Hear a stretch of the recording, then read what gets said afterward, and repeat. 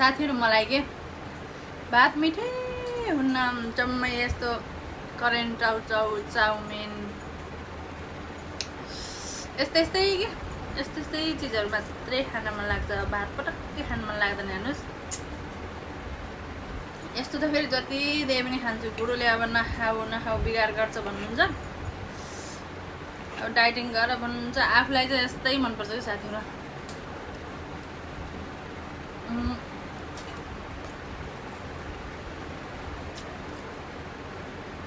chowmein र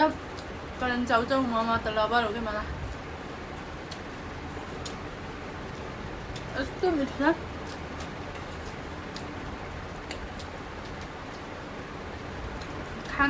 खान्न भन्छु तर मनले मान्दैन खान मन लागिहाल्छ क्या जति खान्न भने पनि खानी त भइहाल्छ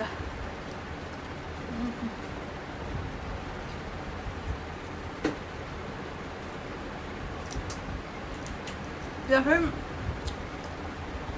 बजारबाट ल्याएको होइन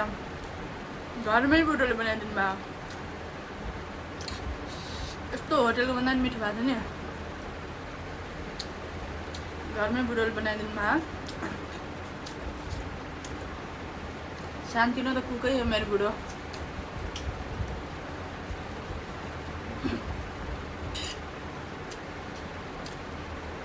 एकदम मिठो छ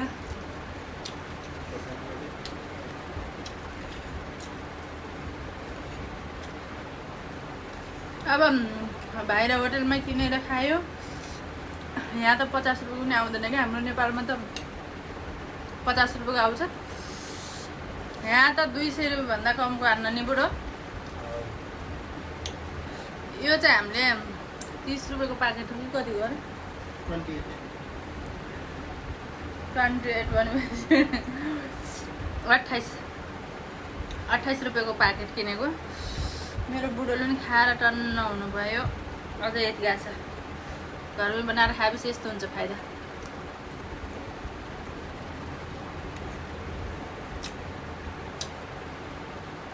घरमै ल्यायो बनायो सामान छँदैछ पेटभरि खायो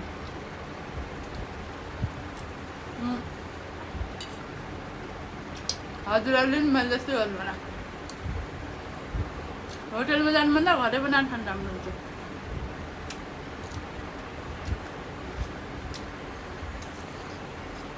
मिठो पनि दामी हुन्छ ताजा